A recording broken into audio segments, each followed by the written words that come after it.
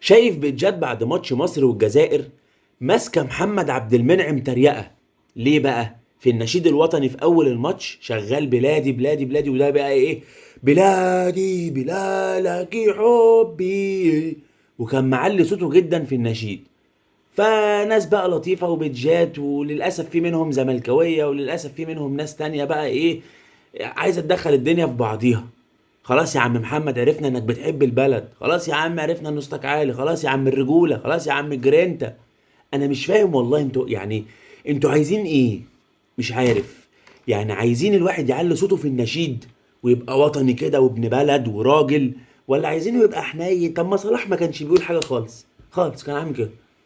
واتكلمنا وقلنا صلاح مش حافظ النشيد ونسي نشيد بلده وبيقول بس النشيد الانجليزي.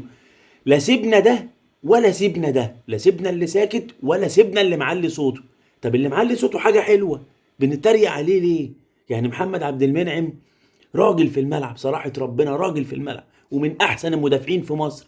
لما يدي كده بلادي بلاد وبيحمس نفسه بيسخن نفسه عشان ده المنتخب، واللعيبة اللي جنبيه تسمع، وانت كمشجع تشوفه كده تتحمس وتسخن، مش أحسن ما يقولك لك يا حبي؟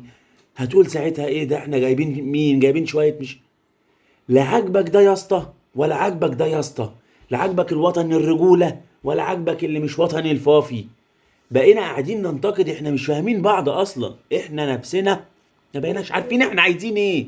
احنا خلاص اتروشنا اتجننا، راحت مننا حاجه من الحاجات دي.